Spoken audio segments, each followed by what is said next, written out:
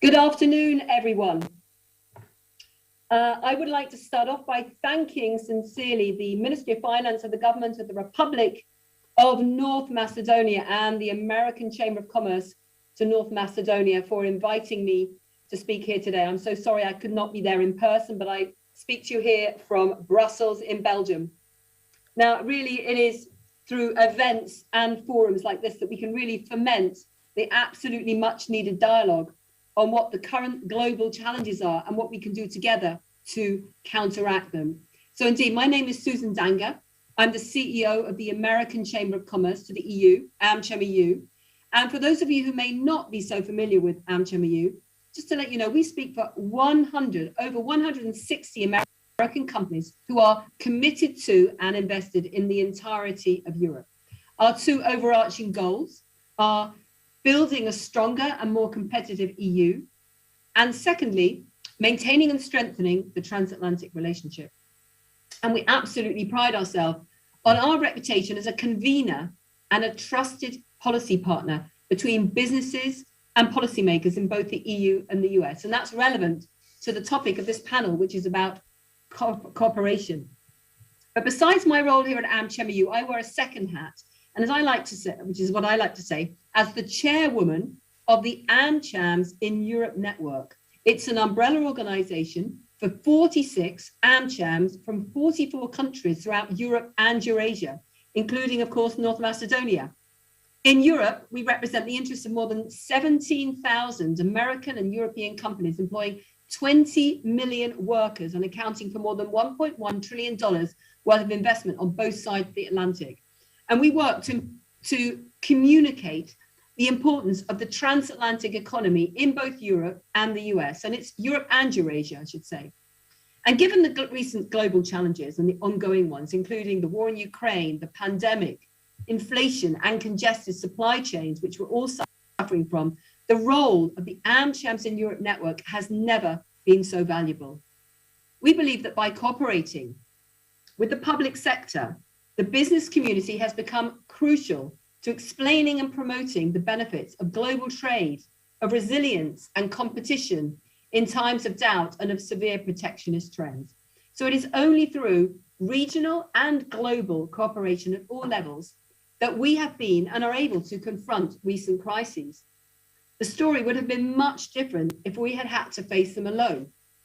So I'm going to talk just a little bit about European regional cooperation, and then a little bit about transatlantic cooperation to set off this next section of your conference. So on European regional cooperation, within Europe in particular, we believe that unity has never been so strong.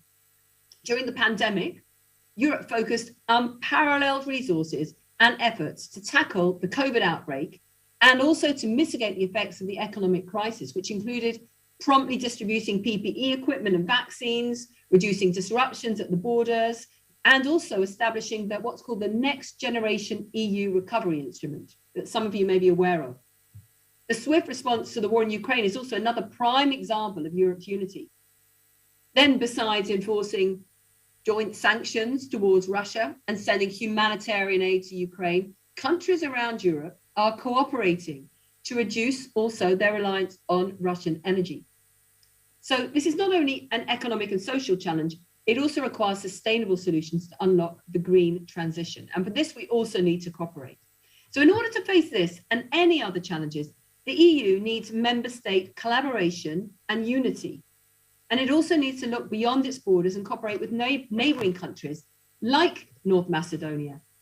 And so while European policymakers do work tirelessly to shape resilient frameworks in the face of any crisis, I want to talk about the business sector, who we represent, because it's also playing its part too, particularly with regard to regional cooperation. As an example, at AmCham EU, we engage with EU policymakers from all around Europe all the time, not just in Brussels, to help bring a sustainable and digitally enabled economic recovery to the region. And there's one great example. I'm actually going to be traveling to Prague later on this evening to meet with the Czech government. They will hold the presidency of the Council of the EU starting on the 1st of July. And what we do is we meet with governments, and this again creates this sense of cooperation. We'll be working there with the AmCham Czech Republic. Then through that AmChams in Europe network, on the other hand, we're also able to bring that cooperation beyond the EU's borders to wider Europe. We leverage our network, we share information, we amplify messages, we support and connect with each other and provide the greatest benefits to our members and to our society. For instance, after war broke out in Ukraine, on the 25th of February, that AmChams in Europe network came out with a very strong statement condemning the invasion of Russia into Ukraine. Since then, we've organized events with the presidents and chairs of different AmChams, those both bordering Ukraine with Poland, Slovakia, and Romania. We did one event. What were the challenges where they were facing? Then we did another event with those AmChams bordering from those countries bordering Russia, more in the Baltics and the Nordics, and talked about NATO. So huge amount of cooperation going there. Now, Europe has been through a wide range of challenges, but we will be able to, we believe, to come out stronger if we work together. So now just a little bit about transatlantic cooperation, which is our second pillar here at AmCham EU.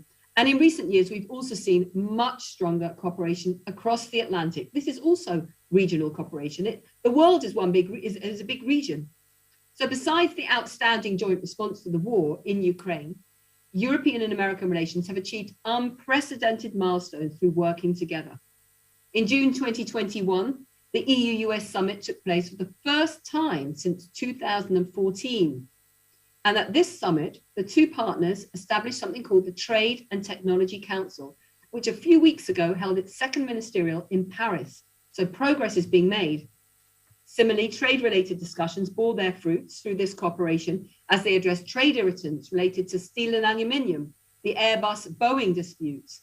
And in a show of strength for our global leadership, the EU and the US have also agreed on a global minimum corporate tax regime, and they have reinvigorated their fight against the climate emergency. The US signed back up to the Paris Agreement.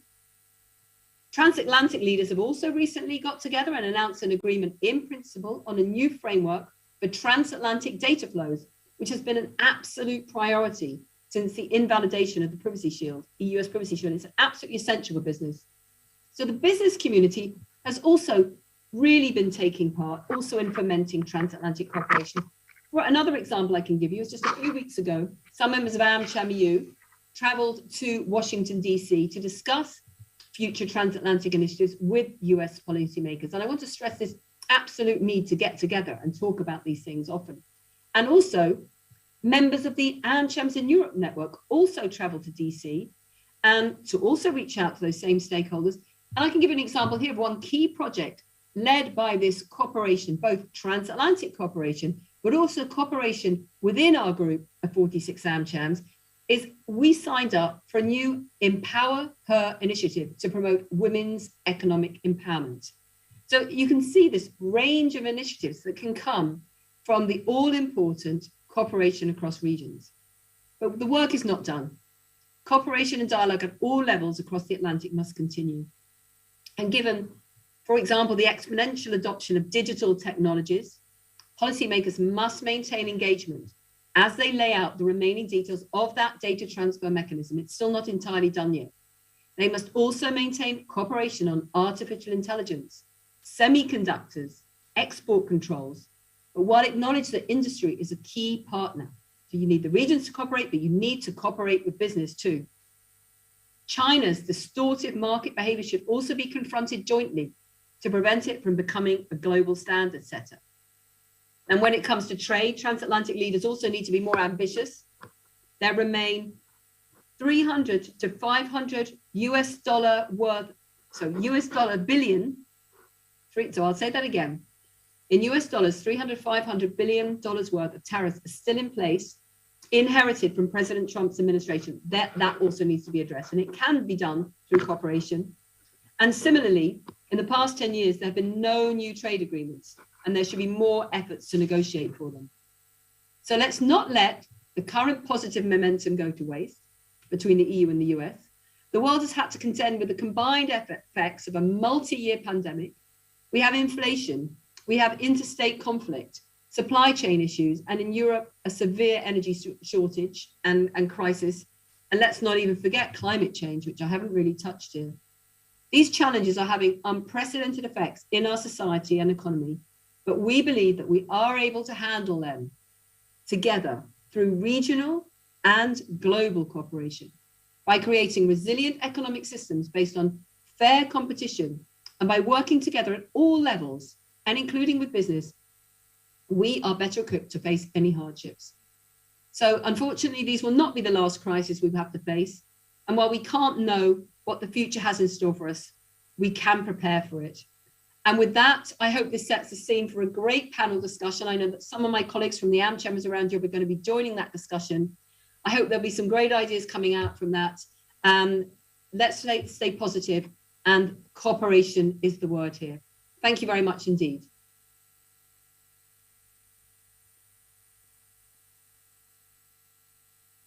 The second keynote speaker is Mr. Mike Zafirovsky, President of the ZOF Group, Macedonia 2025, who will present his view on the topic via video. Dobar den, dame i gospodo. For invitation and congratulations for organizing such a remarkable conference.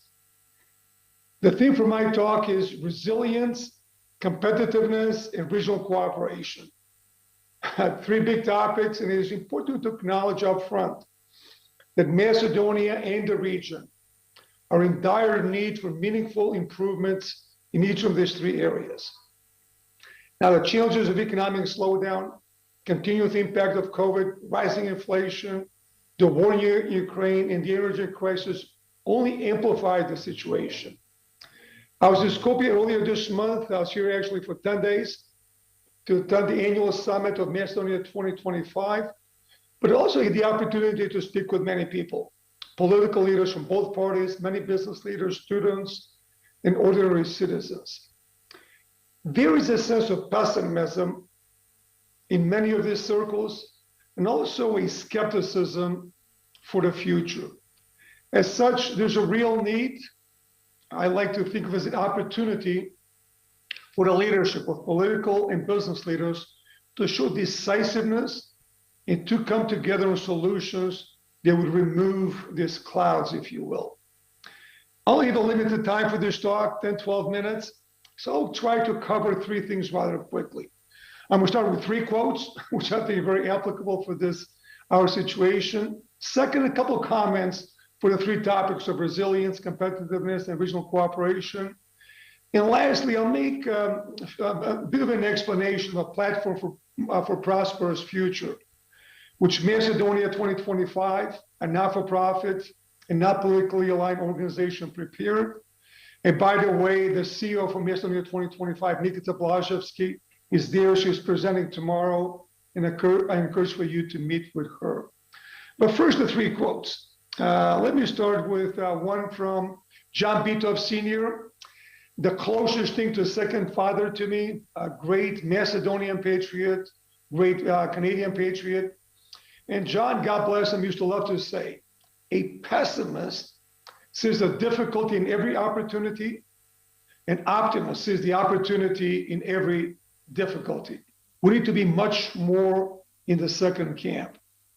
Winston Churchill famously said, if walking through hell, keep walking. I mean, very good suggestion for us in the current environment. And Einstein made a very clever observation. The definition of insanity is doing the same thing over and over and over again and expecting different results. So let me now make a few comments on resilience.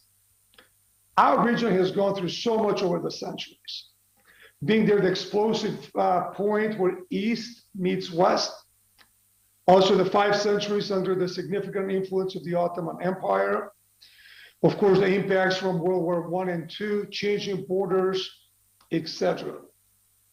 Resilience is the last thing I'm actually concerned about.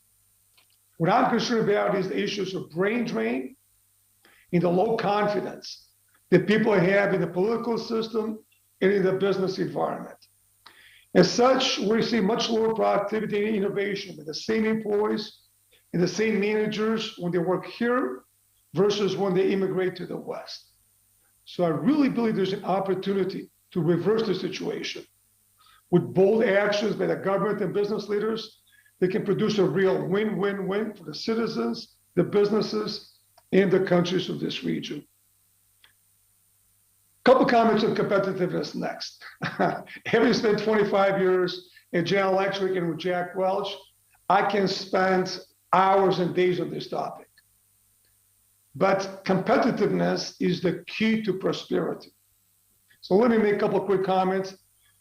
Companies and government must use available technologies, including specifically digital tools, to increase productivity and their competitiveness. They also must paint a roadmap to higher value-added sectors and industries. And both the local companies and government must support foreign direct investment. With respect to government, I mean, it is critically important to have consistent policies that actually investors can have confidence in from one administration to another. Also, there has to be a really drive to a smart and effective regulation, a strong commitment to really fight corruption, and also to increase tax compliance. Companies also must make a significant commitment to competitiveness. Many things are under their control. Invest in the workforce, use technologies, they are working on their leadership. Let me move on to the last category, regional cooperation. I mean, progress has been made here in the last 10 or 20 years, but not nearly as much as it can and should be. Now, I remember back in October 2011, I was a keynote speaker at the first G100 conference, which was in Belgrade, with all the regional countries attending. So progress has been made, but so much more has to happen. Last week, I was encouraging discussions with the Prime Minister of North Macedonia and Serbia, where they both gave very strong assurances to the process of regional integration, with a number of very specific examples of recognitions of diplomas and qualifications, much faster movement of goods in companies across the border, maybe even a joint effort for attracting big companies to invest in the region. This is encouraging, but much, much, much more has to happen. And I mentioned the Platform for Prosperous Future. I mean, Macedonia 2025 prepared this a couple of years ago with input from all the stakeholders, political parties, businesses, chambers of commerce, EU ambassadors, the US ambassador. And really, it maps a roadmap for long-term growth and increased prosperity for Northern Macedonia. Articulates advances required in 7 key areas, starting with education, human capital, all the way to digital skills. We're making really good progress on digitization, but again, as opposed to going along with this, I really encourage you to speak with Nikica Blaževski and to see if some of this work can be helpful in your function or in your country. Stepping back for the citizens is really not as relevant if the country is moving politically to the left or to the right. The important thing is the country moving up, staying the same, or God forbid, going backwards. I can give you many examples of countries where political infighting has caused destruction, but also places or cooperation has produced good results. I mean, I was witness in the United States on President Ronald Reagan was able to work with Democrats, or Bill Clinton was able to work with Republicans, and they both passed significant reforms that drove economic growth, increased tax revenues, reduced poverty, reduced crime, enhanced education outcomes, and a confidence in the system and optimism for the future.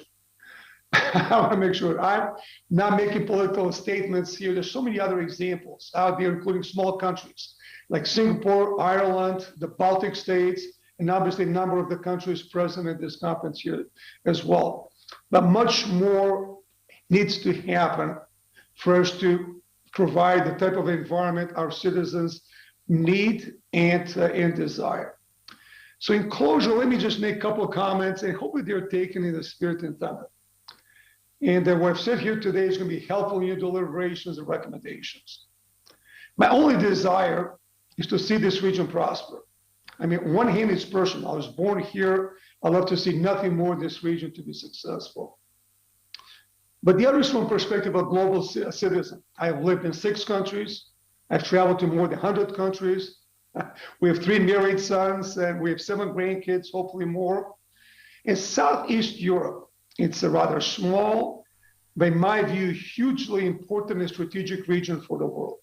A healthy, safe, and prosperous Southeast Europe is important not only for the citizens, but also for Europe and for the world. I started this talk by describing people in this region as being very resilient. There's another saying that goes, what doesn't kill you makes you stronger. And if that is the case, I'm talking with some of the strongest people in the world. And my encouragement is to use our energy, our strength, in the most productive fashion. A good friend of mine, Harry Kramer, a former CEO of Baxter, now a very popular professor at the Kellogg School of Management. He teaches values-based leadership, and he often mentions the words, those guys. It is not a sexist word, it applies to both men and women. And he usually brings it up when changes have to happen. At such times, many of us wait for, quote unquote, those guys to take the initiative, for those guys to make the recommendations, for those guys to take the actions. And of course, it rarely happens. Let us in this conference be the change and the change agents we desire. More important, let us be the change agents that the citizens and the employees expect and want from us. Let us be, quote unquote, those guys. Thank you for inviting me. I wish I was there with you in person. I wish you wisdom, resolve, and success. Благодарам.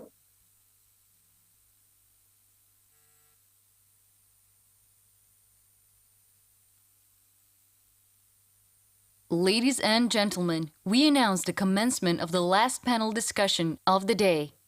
Seizing opportunities from regional cooperation and Euro-Atlantic perspectives. Please welcome our moderator, Mr. Marian Petrescu, Professor of Economics at the University American College, Skopje.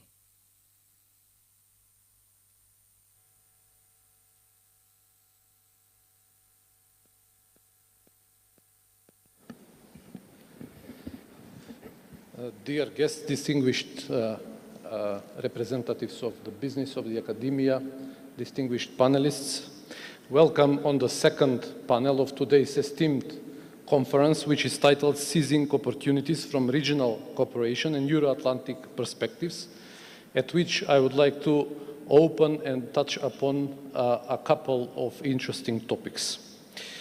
Lately, when we discuss about the regional cooperation, we usually consider a small set of countries within the Western Balkan with respect to their mutual cooperation and how this would fit the European integration, which is the topic of the panel. But we somehow set aside the consideration that these countries are usually a part of a wider region of Southeast Europe, which faces different stages of its integration vis-à-vis the European Union, hence still considered fairly fragmented. Even if we speak about the countries of the Western Balkans only, the Western Balkan 6, they are yet at different level of preparedness to access the EU, and regrettably, due to existing political issues between some of them, still considering the EU integration only as a distant target. Recently, two important initiatives, the Berlin Process and the Open Balkan, provided grounds for speeding up the regional integration as a preparatory phase for the EU integration, despite concerns arise the issue at the level of if these are processes that will replace the EU integration, which becomes a very valid concern. Such debates were even heated lately, particularly after the Russian invasion over Ukraine, which highlighted security as an issue which goes in parallel with the economic gains that we want or we would like to reap from the regional and European integration. Now, speaking only about the economic side, multitude of other issues undermine the potential for stronger regional integration, like the race to the bottom in investment policies, brain drain, the overall emigration from the region, the still existing non-tariff barriers, and many more. Without further ado, this is the context in which I would like to discuss today with my distinguished panelists. In total 9 on this panel, which I hope will offer an interesting and varied discussion. These are my panelists, Mr. Dragan Davidkov from AmCham, North Macedonia. Yes, please, on the stage. Mr. Petar Ivanov from AmCham, Bulgaria. Please. Mr. Elias Spirtunas from AmCham, Greece will join us online. Mr. Ivan Miletic from AmCham, Serbia. Mr. Živko Mukaetov, the CEO of Alkaloid. Mr. Risto Janevski, the chairperson of the Assembly of the Economic Chamber of North Macedonia. Mr. Nebi Hoxha from the Economic Chamber of Northwest Macedonia. Mr. Trajan Angelovski from the Union of Economic Chambers of North Macedonia. And last but not least, our distinguished lady, Ms. Aneta Antova-Peševa, the Chamber of Commerce for Information and Communication Technologies, MASIT. Welcome on the panel. Due to the limits in terms of time, but also because we are running late for about 40 minutes, I think already, I propose that we go with one round of interventions only. The initial idea was that each intervention is about 7 minutes, but if you may squeeze that a little bit, you're very welcome to do so. And of course, the idea is that at the end we leave some space for picking up some questions from the audience. Mr. Davidkov, let me start with you. How does AmCham North Macedonia perceive the business environment currently in the overall context that I spelled out in my introductory remarks? What did the pandemic change to the better? What did it do to the worse? And according to the voices that you represent as AmCham, of your members, what policies would businesses need to see change to thrive in a post-pandemic and also war-engraved environment? Thank you, respected professor. First, let me start with congratulating to the Ministry of Finance for this amazing event, because it was really, it is still a great forum. And I'm quite sure that it's just a set a scene for even better forums going forward, because this is going to be a real trendsetter for our region going forward. And also on my personal behalf, on behalf of AmCham North Macedonia, it was a real pleasure to support bringing Mr. Krugman to be here with us yesterday and today. And we are very proud of his participation in these couple of days. It will be a real challenge to me, to be honest, to stick to these 5 to 7 rules, because I can speak a lot and I can speak quite fast, but I will try to squeeze and to do as much as I can in these minutes. But it's not only about me speaking quite fast, but I think it's also connected to AmCham North Macedonia and everything what we have done in the past, let's say, post-pandemic year. And I'm quite confident and proud that we have done, let's say, a lot. And it's quite positive, because this is how I have tried to turn the story in the positive way. In general, as also Suzanne mentioned, the role of AmCham is to build sustainable partnership and to work on the regional cooperation. And this was also quite reflected in everything what AmCham has done and is still doing in North Macedonia in the past year or two in a post-pandemic era. I will start with one event that, just as a reminder, we have done with AmCham Greece, a big trade mission that happened in March.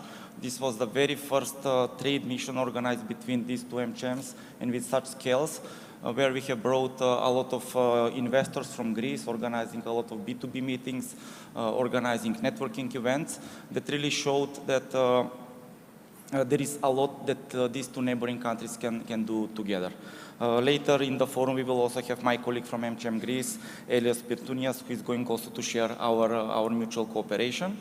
On my left hand, I also have my friend Petar Ivanov from AmCham Bulgaria. We have done a lot. We have done so many joint meetings. We have done so many joint initiatives. We have done so many working together in order to support the businesses and in order to support the governments, how our two communities, ecosystems can even work better. Today I have also met for the very first time. new friend from MCM Serbia, Mr. Ivan Militic, with whom I can say we haven't done that much as we have done with MCM Greece and Bulgaria, but there is still a lot that we can do, and we are already having a clear plan. So we are going to have our first joint board meetings in a couple of weeks from now. But what is more important, we are planning a big event sometimes in September that is going to be between North Macedonia, Serbia, and most probably Albania, following the Open Balkan initiatives. And to follow these trends, of course, all the other regional countries are invited, and we're going to see how this is going to be organized. So you will see from all these communications that our focus was predominantly on this regional cooperation. What is also quite important that we have tried to make a combination between the EU member countries that are Greece and Bulgaria and everything what they can bring to us as a business community, but also working together with Serbia, with Albania in the EU accession countries, and see how we can actually cooperate all together.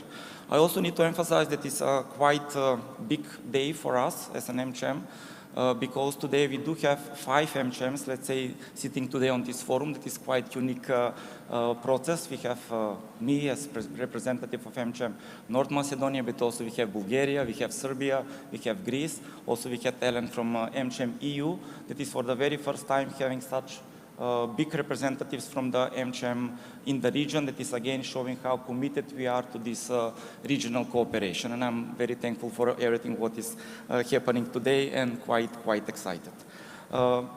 Other panels start quite enthusiastic. I'm also trying to share as much as possible enthusiasm on the stage. Mr. Krugman also was referring to many things, but I think we are all picking up the things that are kind interesting for all of us. So he was also mentioning about the value chain. These are something that I picked it up. Also the nearshore and the regional cooperation. So these three terminologies somehow got my attention, especially about, I will maybe mention the nearshore, because he said mobilization and globalization is not the same anymore. So we need to turn more to the nearshore. And again, I will say the nearshore are actually the countries that I have just enumerated, because if we don't work within the region that is the nearshore, practically we might have an issues. So you will see that this is what we have done predominantly in the past year. We will continue working in this respect, but also to be a little bit critical on the other side, not to say that everything is perfect and everything is going great. Based on all these interactions that we had in the past, I can really share that it's a bit strange why all these cooperations are happening now. While these 5 MCMs are sitting here today, and of course the cooperation with other Chamber of Commerce is not only MCMs, I can also say that we are improving the cooperation with other Chamber of Commerce. But why didn't it happen earlier? Because now we are realizing maybe it was Ukrainian war, maybe it was COVID crisis, maybe it was politics.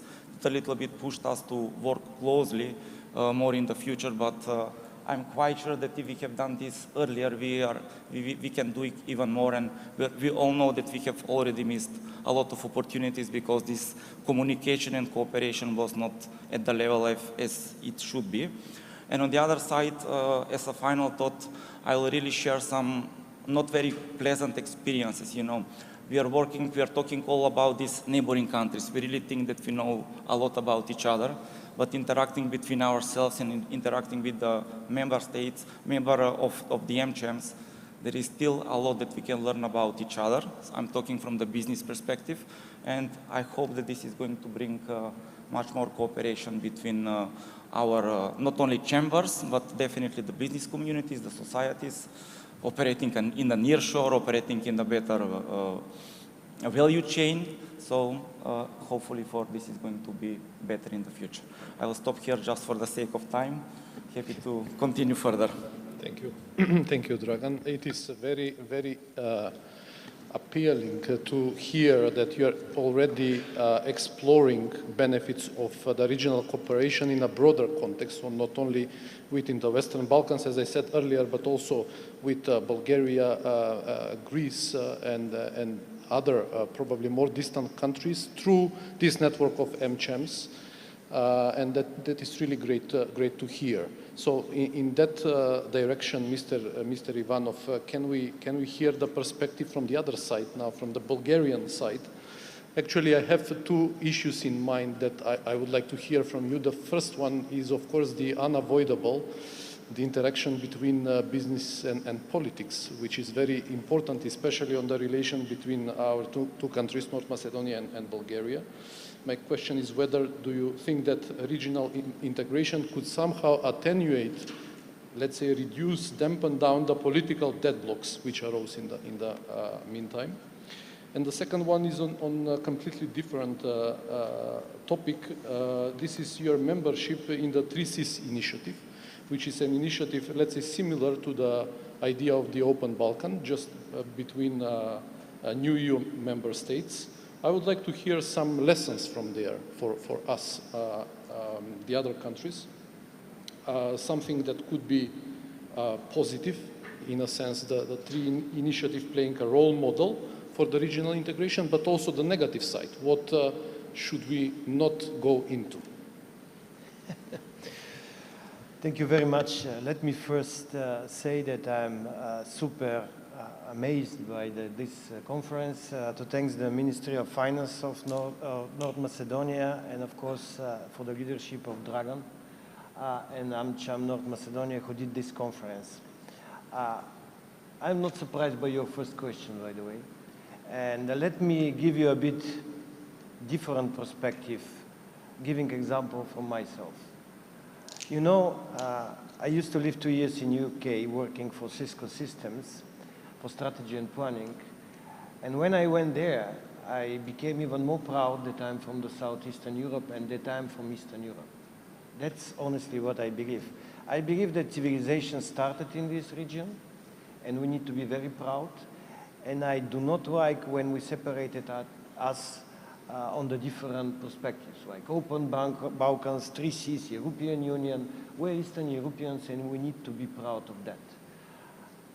Myself, I was born in city of Minsk, capital of Belarus. My mother is Ukrainian, which is now is very popular, as you can understand. But when I was a kid, I was snow blonde, so everybody in the village of my grandfather called me that I'm Russian.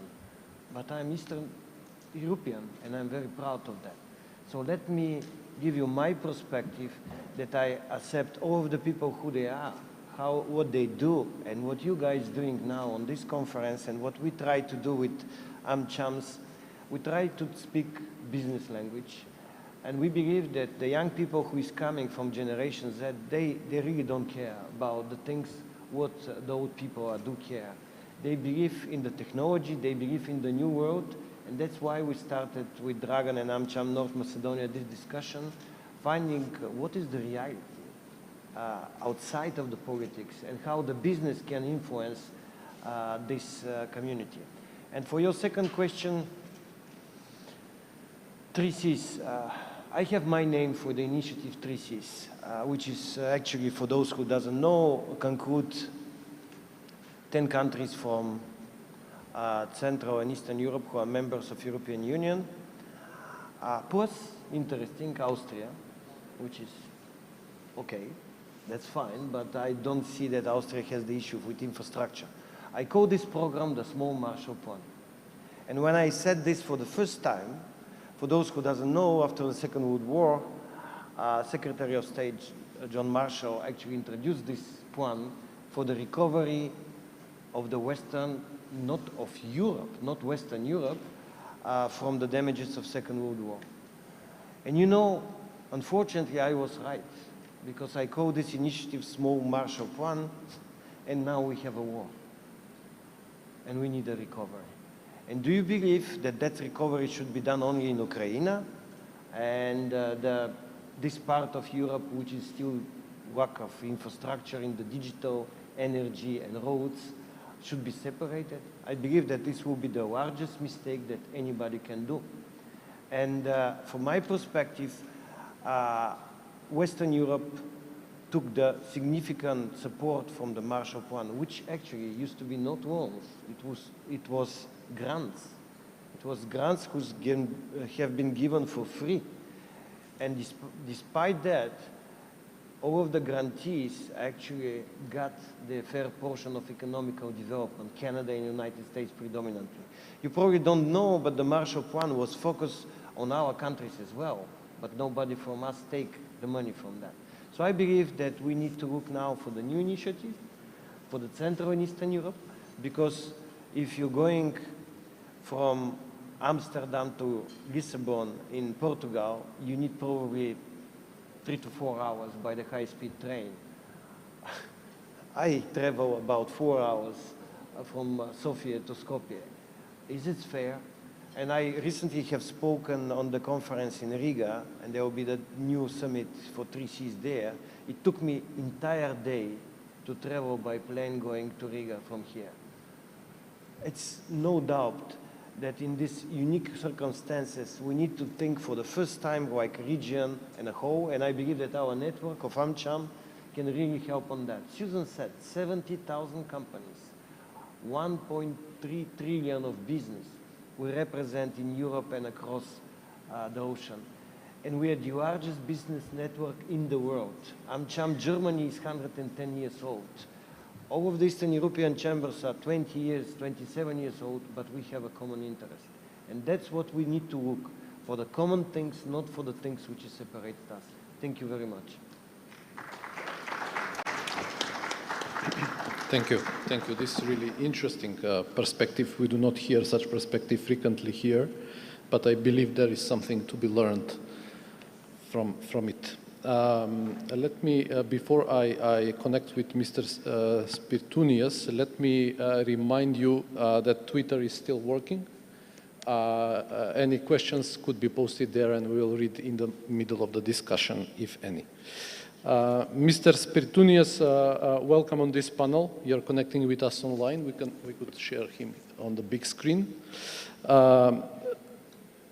Again, my question goes in the same direction, just we change the perspective now. We would like to hear the perspective from Greece, because Greece has been an important stakeholder, I would say, at least here in the Western Balkans for quite a lot of time, maybe in the last 2-3 decades, mainly through the investment in important sectors like banking, petroleum, the non-metal industry, etc.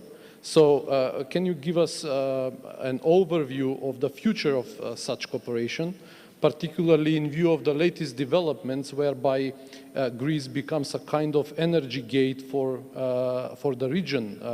And this happens in times when we are trying to break the energy dependence, or at least of the region, from Russia. Thank you, Professor Petrescu. Hello to all and greetings from Athens, Greece.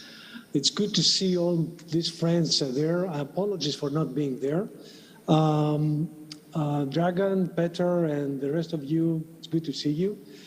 Allow me first to thank and congratulate the organizers of the Skopje Economic Finance Forum for setting up a very interesting agenda and for inviting also AmCham Greece and the other AmChams also as well to participate. On behalf of our AmCham, I wish the forum to become an institutional event that would contribute further to regional synergies and cooperation that we all need in the region. Now, Greece, through its private sector, has been investing to North Macedonia in the last 3 decades, mainly in the areas you mentioned, and despite the political differences which were existing for many years, as we know. The Prespas Agreement, I think, and we think, has set a new ground for greater cooperation between the two countries, and this has been shown by the increasing joint participation in interregional projects, especially in the field of energy. Speaking about energy, you are very right when you are pointing out the energy gateway role of Greece, which would be further enhanced with interregional partnerships. I remind the audience that last year at our AmCham's annual Southeast Europe Energy Forum, we had the signing of an agreement between NER, JSC Skopje and DESFA, the Greek grid of natural gas, for the development and construction of a gas interconnector. And there are so many other projects ahead, actually. Now, given the energy crisis, it is vitally important that countries in Southeast Europe enhance their collaboration in developing and constructing the necessary infrastructure, on one hand, for the supply of either energy, gas, or electricity through interconnectors, electrical grids, or pipelines to Europe, and on the other hand, storage system for conservation of energy. Presently, Greece has, with its 2 terminals for LNG, one at Revithoussa and the other in Alexandroupolis, can serve part of the demand for LNG from the southeast countries. The government has decided to increase the capacity of those 2 terminals and at the same time build 2 main storage LNG units, thus transforming Greece to one of the major LNG importers to Europe and almost tripling the LNG shipments from US. In parallel, the transition to Greek energy should be accelerated if we really want to accomplish our energy independence as soon as possible. The European Union is about to invest more than 200 million in projects related to green energy. And I think our countries can leverage part of this funding through interregional projects. Our chamber has recently published a study conducted by the Atlantic Council regarding the role Greece can play as an energy hub in cooperation with other countries in the region. And you might find this study posted on our website. A specific part of the study mentions about the interregional cooperation in the southeast region. And I think it's very important to highlight this and to somehow put it in action by trying to explore as many synergies and joint, let's say, projects. Now, another thing I want to stretch out here is the vital role of large investments in the region. No matter where an investment is taking place, in Greece, in Bulgaria, in North Macedonia, anywhere, the whole region can benefit. I bring as an example the investment in our case, of Pfizer and Cisco at Thessaloniki, where there are employees from many other countries in the region. And research projects as well are being hosted there as well. So having a large investment in the region that benefits the whole region and not just the country itself. Last but not least, Greece can play also a gateway for exports from regional countries to either Asia or US. The port of Thessaloniki and other ports also in our country, the port of Thessaloniki is growing particularly and can accommodate not only imports, but also exporting efforts as well from neighboring countries. Now, I want to conclude my intervention by saying that our AmChams, and I recall what the Dragan said, and also Peter before me, can play a vital role in fostering business cooperation between our countries in the region by organizing joint events and trade missions. As Dragan mentioned, last month we organized a very successful trade mission from Greece and North Macedonia with the support of both governments and the US Embassy as well, and the exceptional, I admit that in front of Dragan, we had an exceptional hosting from AmCham of North Macedonia, and I thank you very much, Dragan.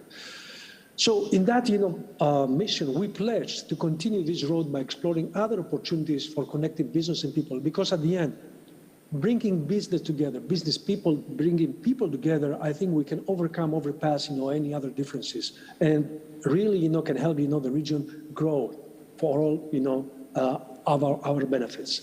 I thank you very much. Thank you, Elias. Thank you for connecting with us today. You are very welcome to stay online if your time allows. Of course. We'll, let's say, round up this part of the discussion with another representative from AmChams, this time from Serbia, Mr. Miletic.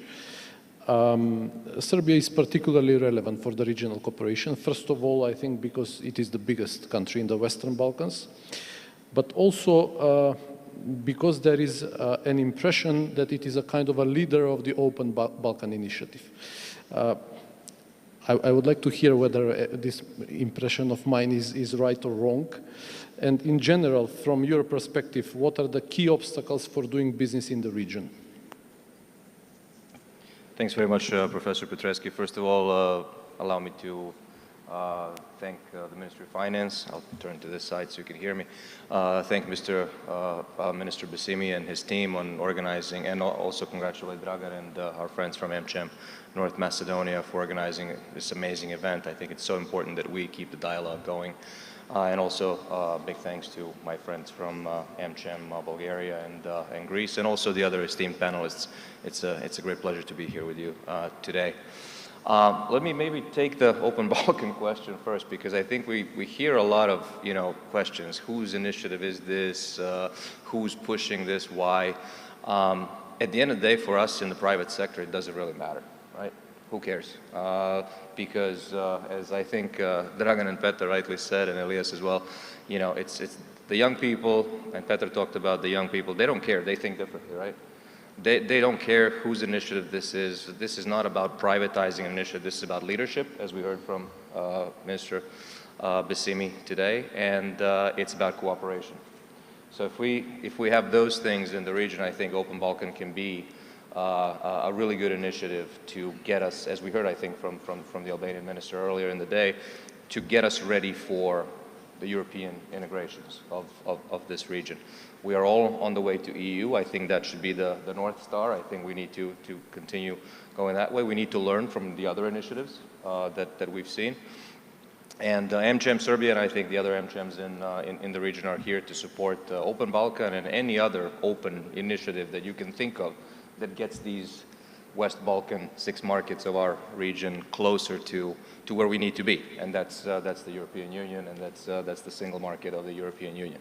And let's face it, these are small countries, these are small markets, and only if we get together and we cooperate and collaborate, we can get there sooner. So that's how I see the Open Balkan question. When it comes to the obstacles in doing business in this region, you know, we've heard so much, and we've heard from a number of people, so I wouldn't really repeat that. What we do at AmCham, and I think what AmCham does really well, is we define certain priorities that we then focus on and try to remove obstacles to doing business, and I think that we do that really well. So what I'd like to do is share with you maybe some of the areas that we have identified as AmCham Serbia in terms of removing obstacles and really kind of trying to get closer to where we need to be. Number one, I think that we all agree on this. As a region, we need to get faster, right? We need to get faster at doing business. And how do we do that? Well, we need to get faster by digitalizing our processes, the administration, our court system, our health system. And so AmCham Serbia is really trying to help the Serbian government, but then also the public sector in digitalizing and getting faster. And in particular, we're focusing on 3 things. That's efficiency, innovation, and security. Efficiency, when we talk about efficiency, we talk about, you know, making our administration a lot more efficient, and Živko and the others know exactly what I mean. Because we need to get a lot faster in terms of doing business here in the Balkans. When we talk about innovation, let's face it, we cannot remain at this stage. We need to be a lot more R&D based. We need to be a lot more focused on digital services, digital products, and exports to different markets.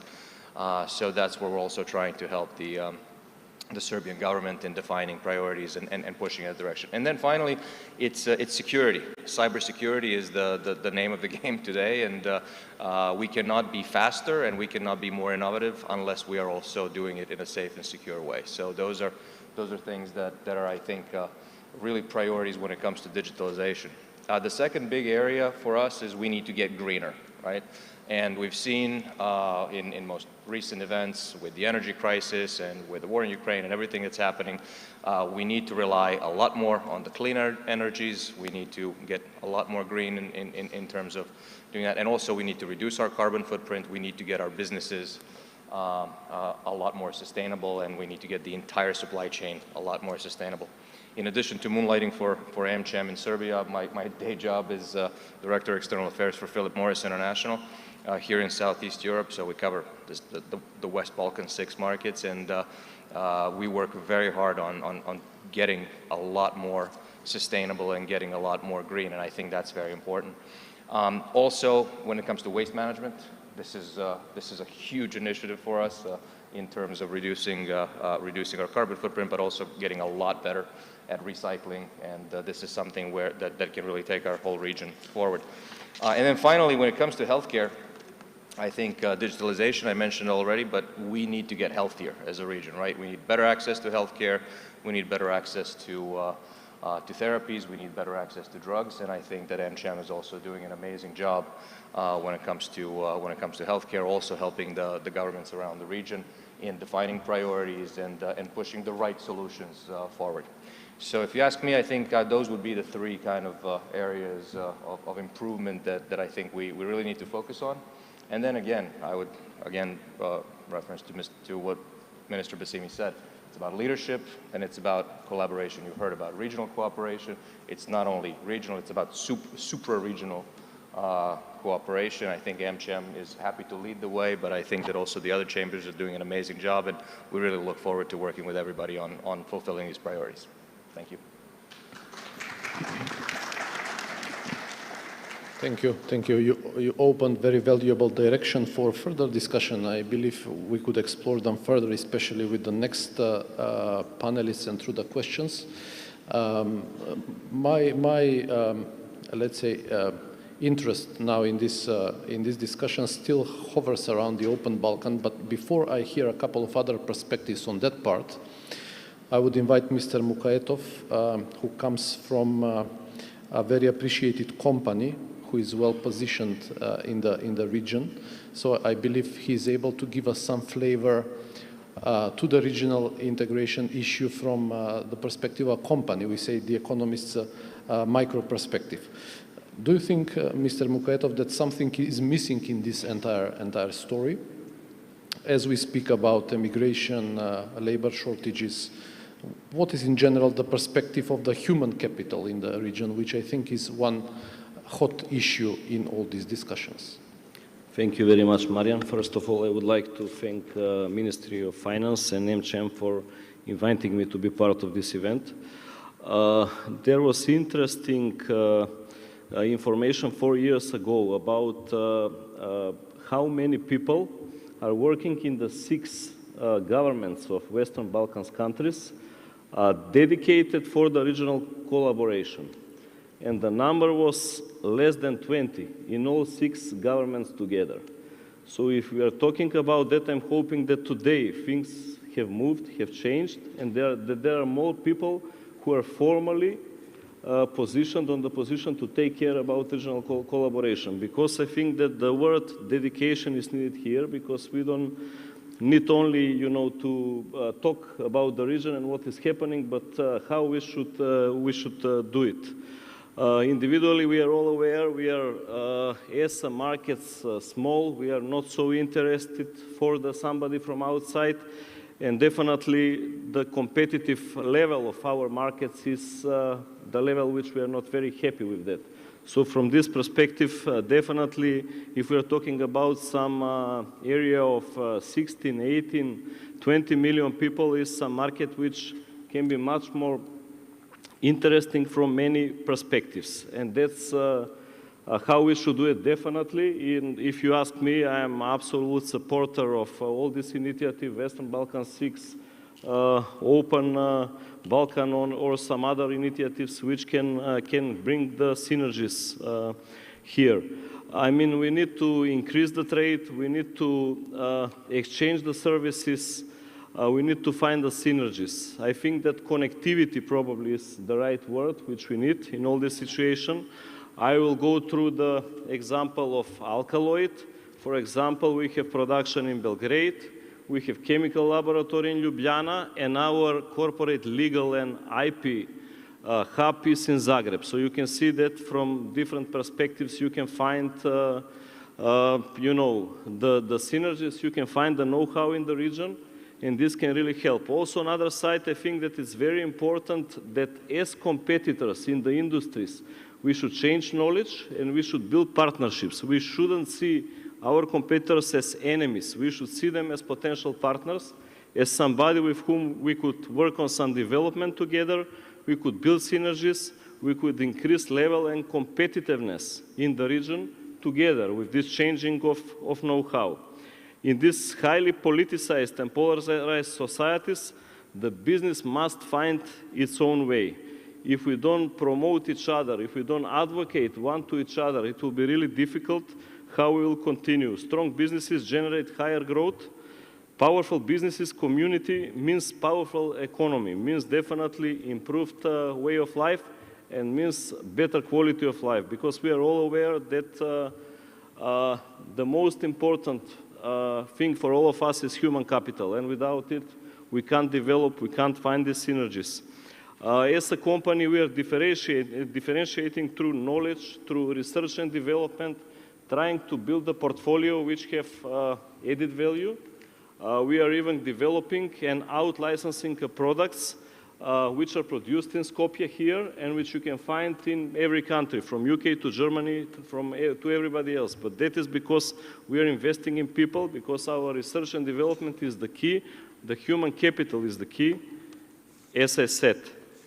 On other side, with this COVID, we saw that on one side we have digitalization, we have artificial intelligence, but still we need the creativity of the people. And for me, absolutely, the first point is the people. We need to fight, of course, against this brain drain. We know about why people are leaving, the quality of life, many other things. Even we hear during the lunch what Milcho Manchevski was saying about some of the issues there. And definitely we need to offer the people something extra. We need to offer them the new technologies on which they can work. We need to customize programs for them, for their families, try to show them that even here they can live like in some western part of the world. Otherwise, it will be really difficult. If we just look statistically, let's say that the region have been left by 20% of the people who live here. That means that we have less 20% minimum talent, minimum less 20% skills. We have more than 20% creativeness, which these people had. And on the end of the day, we have lost 20% of traditional customers, which we have as a companies. So this is something for which we really need to fight. We should find different ways how we could motivate people to stay here. Otherwise, really, it will be a tough game. But that's why we need to support each other. We need to work on it. We need to openly discuss with our employees, with our stakeholders, what are their expectations, what should we do to make their life, our life together better. And we are trying to do that in our company. On the end of the day, I'll finish with one thing, which I think for our company is important. Working for Alkaloid is like playing for Real Madrid. That means you have legacy, you have tradition, you have quality, and giving up is not an option. Thank you very much. Thank you. Quite encouraging, I have to say. I hope the politicians will hear this as well. My next group of questions goes from the representatives of the three chambers of commerce here in North Macedonia, the Economic Chamber of North Macedonia, Union of Economic Chambers, and the Economic Chamber of Northwest Macedonia. I will pose a side question from Masit later. My way of discussion, let's say, related to these three chambers is, as I said earlier, hovers around the Open Balkan Initiative, especially because the Economic Chamber of North Macedonia has been already deeply involved in all these discussions about how this initiative could be operationalized. However, still these three chambers are different in terms of the structure of their members, their size, exporting or non-exporting firms, different sectors, etc. So maybe I would appreciate if you reflect on this initiative from the perspective of what your members are saying, also in terms of the regional initiatives, but also in terms of the current circumstances, which are probably also shaping the views about how this may evolve. We may start with Mr. Janevski from the Economic Chamber of North Macedonia. Thank you, Marian. I will just briefly mention on this forum that I'm glad to participate in. I replaced President Ozevsky. I apologize on his behalf. He was prevented from a good reason not to come today, and this good reason is that the fact that he was awarded today 2 prizes in the villa of the President Stevo Pendarovski. He's receiving the awards now today. The Chamber of Commerce of North Macedonia on the occasion of the jubilee, 100 years of this institution, and Medal of merit, and President Asovsky will receive the Charter of Macedonia. And at this moment, that is the reason why he's not with us. Talking about this 6 minutes, how we can present and discuss. I was thinking whether to make a general note and comment what I want to present here. Maybe it would be best if I express the comments from the companies, our members, because the companies members know best the conditions, the developments in our country and regionally where our companies are active. We are well aware of the crisis, of the current crisis. This situation that means overlapping of different crises. Maybe we have never seen this before. We had first the COVID crisis, then the energy crisis, then after the energy crisis, financial crisis. Now we have inflationary crisis. This is all overlapping. None of it is over. All of the crises are one over the other, and that burdens the economy and the members. The members prepared a document, and it includes all the challenges, and it emphasizes the items, the questions, the issues, not only important for our country, but I believe that the whole region faces the same issues. Mainly, the first such item are the energy agents. After the crisis, it is very clear. Everything shows that the prices will never go back to the level as before. Prices will be twice as much compared to the beginning of the crisis. Further on, the issue with food. It is evident that we'll have a global shortage of food. And one of the notes of the comments of the membership, together with the country, we need to think of the commodity reserves. Also, metals are one segment, one sphere where the crisis affects the sector. A lack of alternative sources and for the procurement of these necessary metals makes the situation more complex for the companies that are active in that field. Of course, the disruption of liquidity of the companies is emphasized as one of the main issues for our members. Liquidity, first of all, it is due to the increase of the prices of the agents, energy agents, natural gas segment, and oil. All of these factors lead to the consequence increase of the inflation, which will contribute to the increase of the interest rates. In context of the Chamber of Commerce of North Macedonia, we have a lot of members, and it is understandable that their opinions matter regarding all of these issues because they're affected by these issues. The chamber itself is one of the measures that we undertake to, first of all, to communicate all these issues are the direct meetings, online meetings with all members, associations that exist within the chamber, and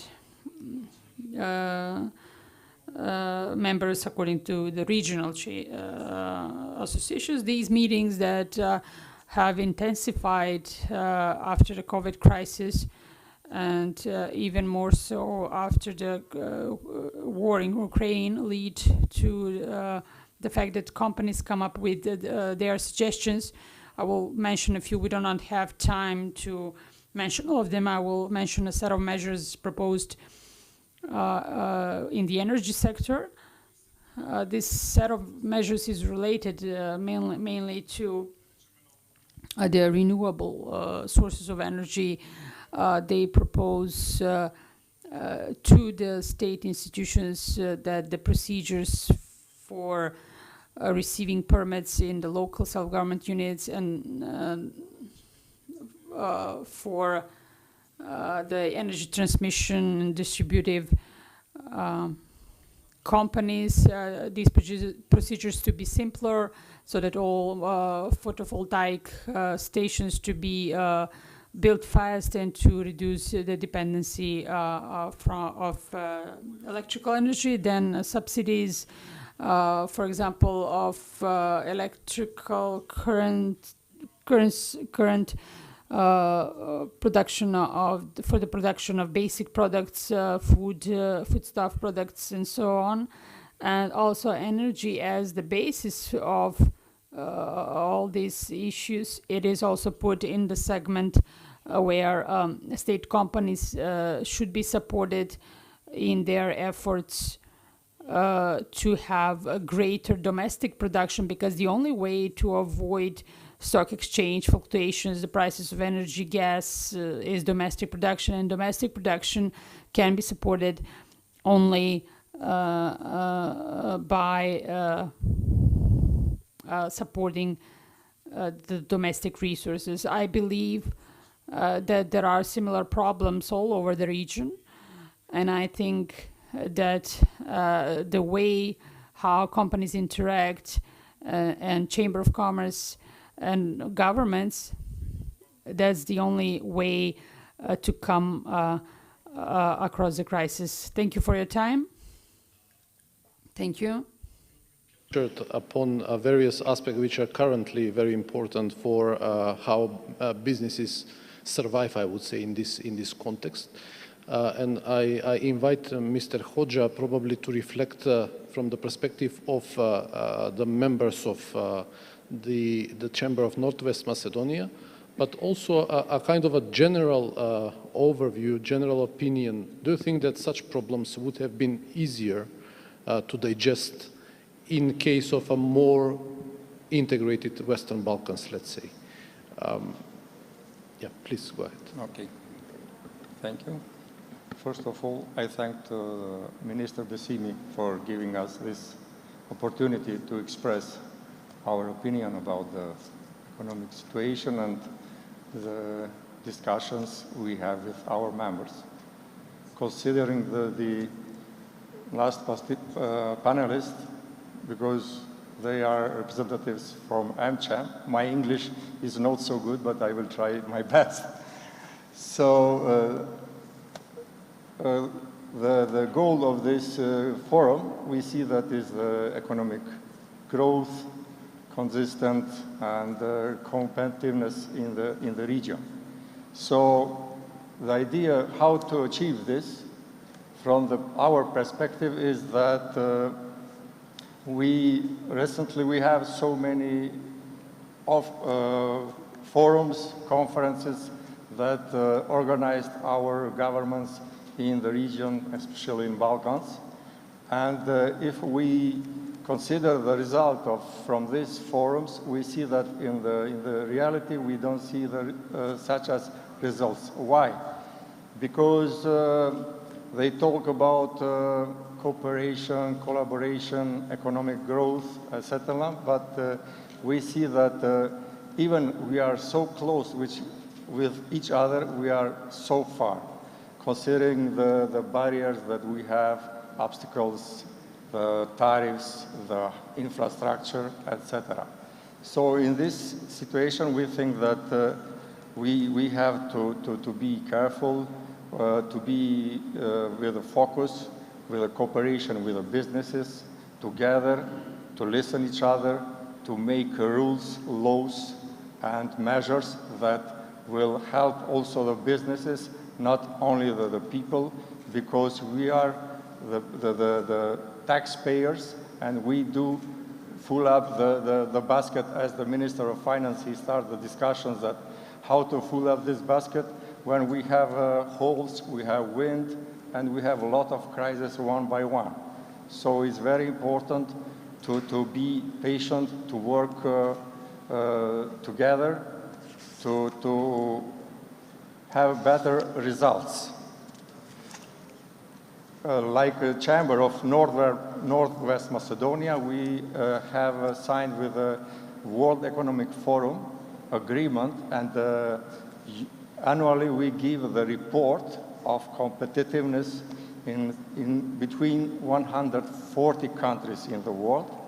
And in this report, which is very important for domestic and foreign investments, like a business environment in our country, we see that in many pillars, our country is not in a good position, considering the functioning of the law, the institutions, the taxes, the infrastructure, etc. So we think that it's very important to have this kind of information and to see where we need to act to make better environment for the business.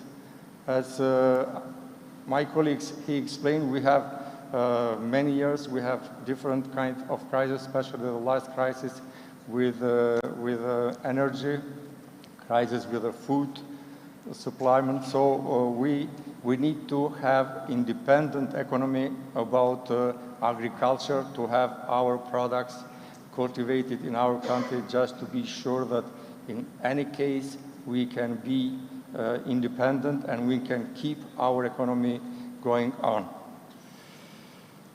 About cooperation, we had in the past we had let's say CEFTA agreement.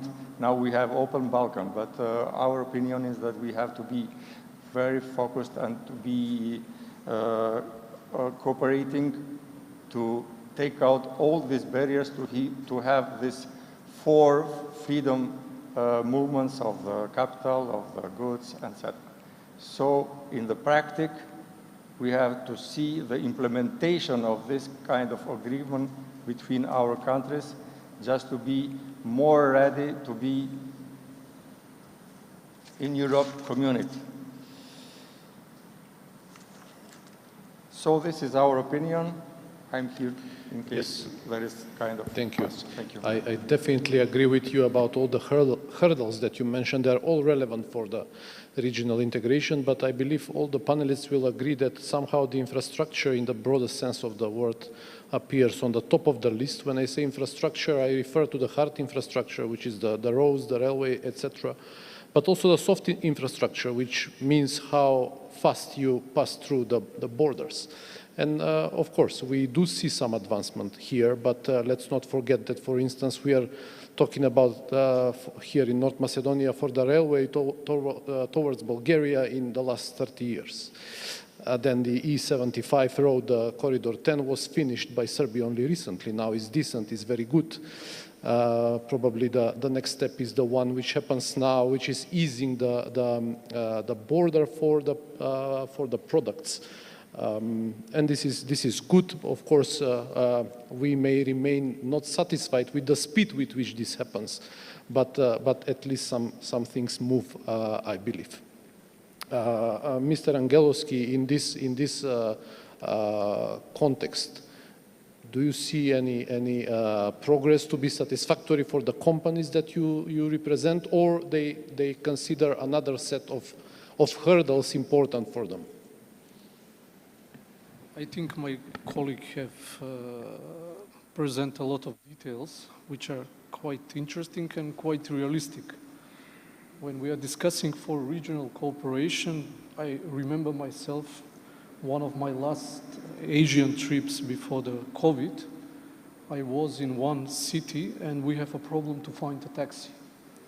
And one of our hosts have explained to us that this is a small city, around 2 million people, and that is the main problem why we cannot find so easy taxi. I think in this area, there is only one city which is more than 2 million people officially, Athens. All other cities, including Belgrade, Sofia, 1.3, 1.5. Regarding to Initiative Open Balkan and all these efforts which we see, definitely it's a very good idea. We support absolutely this idea. We can say honestly, openly that it's a little bit with delay. Most of the companies have started to think on a regional cooperation somewhere after the Kosovo War, which was one of the last conflicts here in the area, and they start to open subsidiaries in these Balkan countries. The Open Balkan Initiative is starting to initiate the problems, how we can solve this issue and how this region can find extra resources for the future economic growth. As you mentioned, there is absolutely infrastructure, roads. There is absolutely for the railway. Regarding to the railway, we have panelists from Bulgaria and Greece.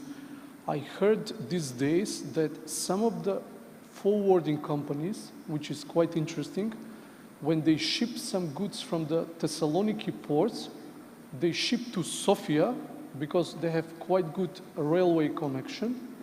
And for some parts of Eastern Macedonia, they pick up these goods from Sofia, which is cost-benefit better for them. That means we have from Skopje direct railway connection to the Thessaloniki port, and we are not using them. And in the same time, we are investing so much money for the railway line with Bulgaria. Regarding to Open Balkan Initiative, in this moment, we have only one implemented thing, and that is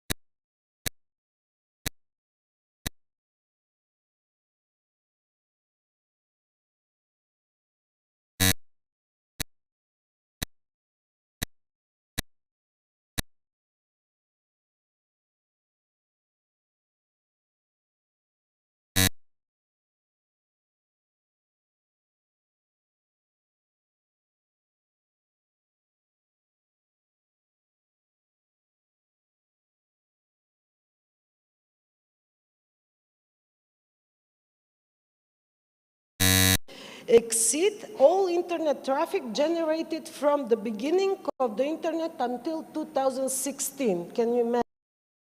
This is really, really very big process.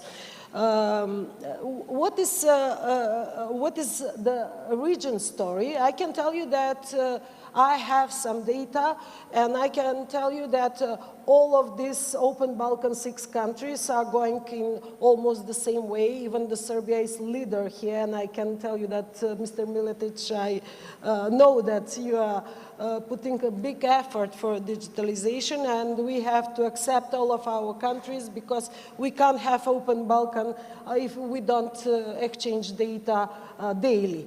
And this is the one process what is going on, and I think that together we are going to have even bigger market.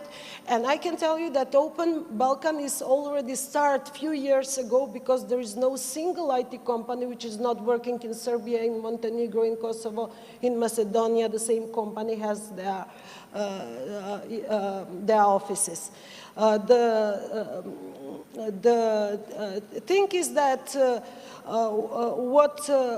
now in Macedonia, I can tell you that it's amazing that 1 billion euros is turnover of 2,000 companies, which is significant. But also I can mention here that I'm not very happy, because most of the companies, I think in Serbia is the same, they work outsourcing, or they work, you know, for like freelancers, which is not good. There is no real product what can be used, you know, for the country and for good of the countries. This is what we have to change. And also what Živko mentioned for brain drain, there is a very good study from Vienna Institute latest last year, that brain drain is happening more in these 3 countries, Bosnia, Herzegovina, Kosovo, and Albania. And Serbia, Macedonia, and Montenegro, there is brain drain in this field, that young people are coming back. This is a very interesting process. And I can tell you, when we say open Balkan, I can tell you that last month I was in Slovenia, and I was stuck that 1,700 students went in universities in Slovenia from Macedonia only. And also a lot of students now decided to go in the region, in Belgrade, in Ljubljana, in Zagreb. This is very, how to say, very good process, because even in Slovenia, they said to me, you know, it's very good because they go to study in technique, in IT, in medicine, and we are going to use them. They can work in our country. And that means that, you know, the children and the young people are going to stay in Balkan countries, because for me, there are no borders if they are here close, you know. Because all of this over ocean are very difficult, you know, I can tell you, because I have son in America and I know how difficult is that. And what we have to do for 3, that we have now to improve our education. Sashka, we work on that in Ministry of Education, you know, to work on that for knowledge of the youngest years, young children, you know, to be educated in this digital, not to program, but to understand what is what, and also in higher schools, and the people who are older, but who are not in educated in digital way, they have to go in this informal education. Even formal has to have these courses for requalification, and for the people who are not in the profession of IT, but to be educated and to be able to work in this field. This is 3 things what I have a lot of, but I see this timer here, it's making me nervous. And I can tell you that Yes, this is rapid radical changes in the revision of education programs, future education and retraining of non-IT staff through the formal and non-formal education, and increase public investment in research and development, which will help the country to catch up with the world in new technologies such as artificial intelligence, deep learning, machine learning, which now I don't think that in this region are very, very popular. Even in the world, it's a new way of thinking, and it's completely different, I think, even from ICT industry. I'm ICT for so many years, but this is completely something new. Thank you. Thank you, Aneta. I hope we repair the gender balance with this speaking a bit longer than the others. Thank you very much. I definitely agree.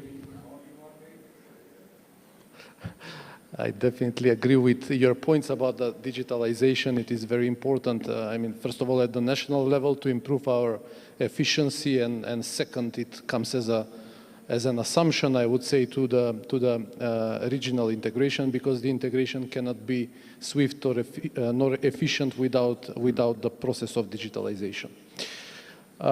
Thank you very much to all the panelists. On my side, there is no further question, but I would like to open the floor for the audience here, or if we have some question through the Twitter, some hot burning question.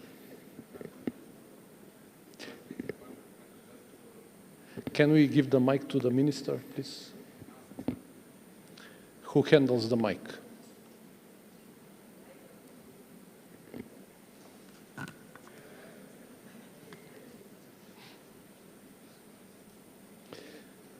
Thank you.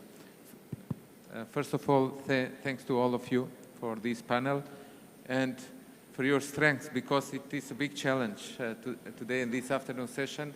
Because of the conference, there are several other events, the side effects. So with the COVID crisis and others, there are many side effects in these, also in good events. So I was missing, sorry, some part of the panel, but what we got from here, maybe this is to each of you, or the moderator, Professor, will share on the discussion as a reflection. On this regional cooperation, what is that we can take out from this panel for the policymakers? I understand from the business community, you have shared your experiences and what you can do, but what is that the policymakers can do more? So brief on this, whoever wants. Yeah, yes, actually, this would have been my closing question, because the minister is here. I wanted you to tell him what to do next, but we have a reflection from Trajan.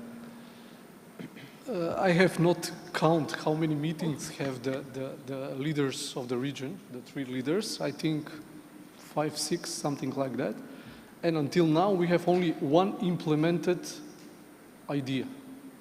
We expect, if 5 meetings, 5 implemented ideas. There is our request, there is our idea to be more efficient, absolutely, because it's a simple things. The people are asking every day for this, because in a distance of 200 kilometers, that you spend 2 or 3 days for transporting some goods, I think it's too much, definitely. Yes, it seems it boils down to implementation. This is what you want to say. I mean, good intentions are always there, but the implementation sometimes, if not frequently, lags behind. Aneta. Can I say something? Yes, I think that it's very important for tax system to be equal, especially for these IT engineers. We are missing 600 IT engineers yearly. Macedonia only is missing. I don't know how it's in Serbia and other countries.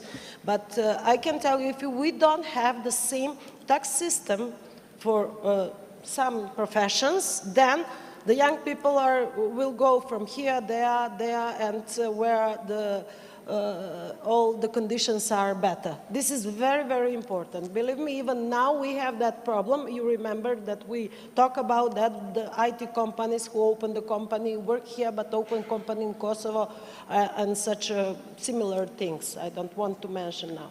Thank you. I would add something to the question from Minister.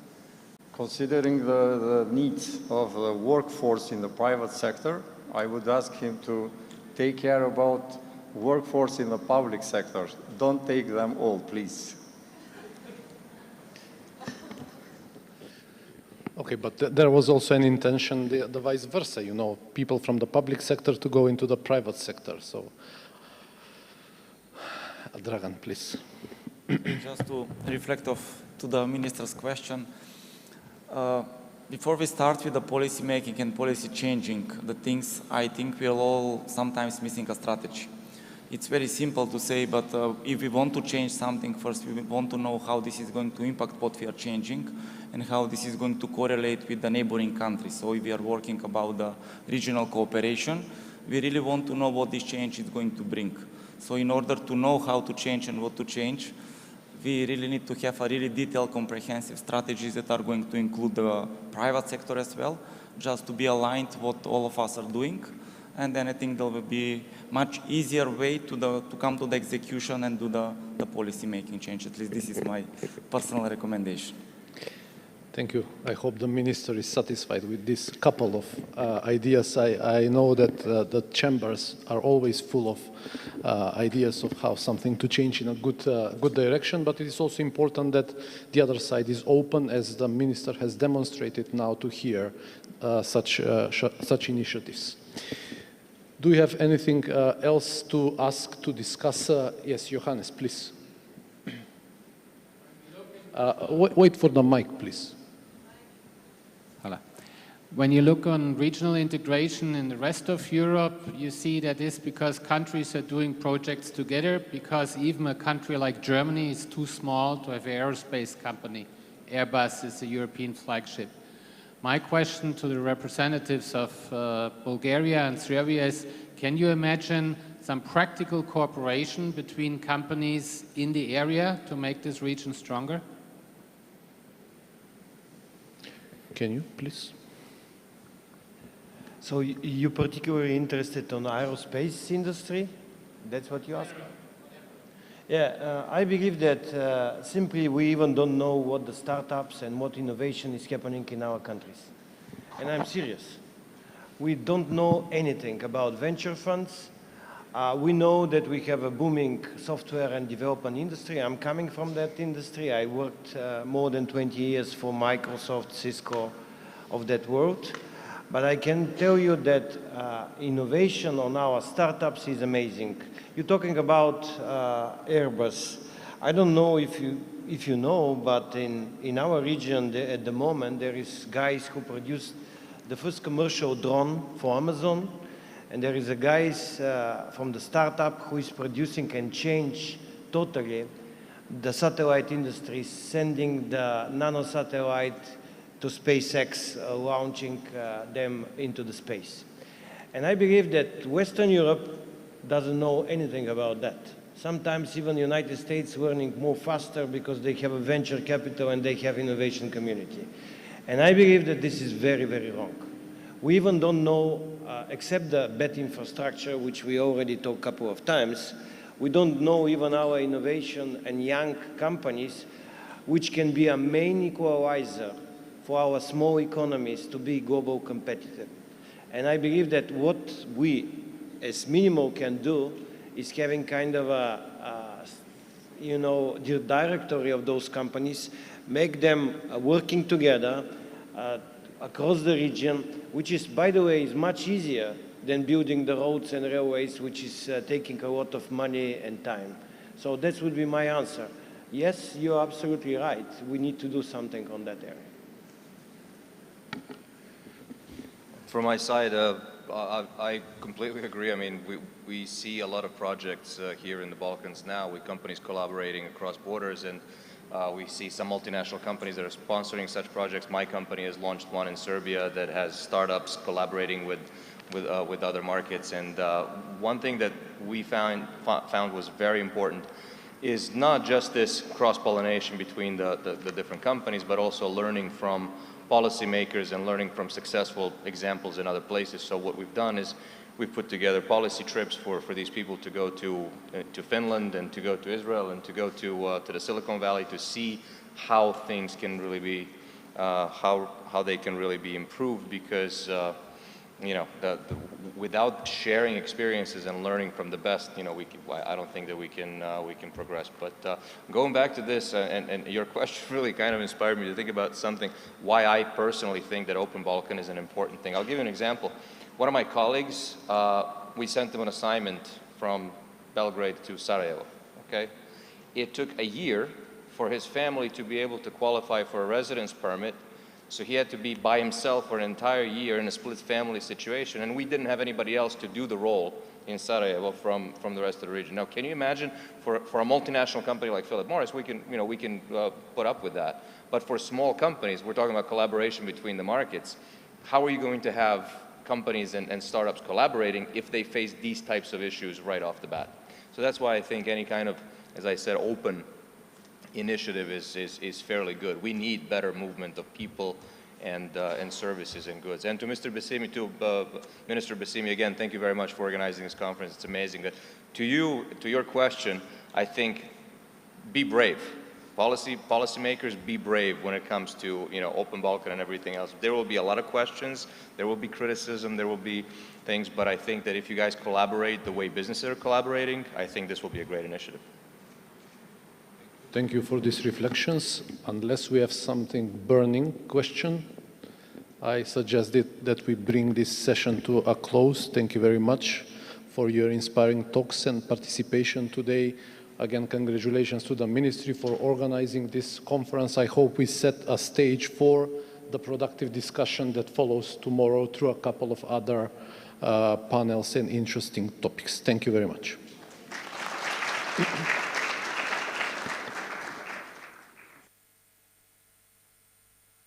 Thank you very much for your attendance.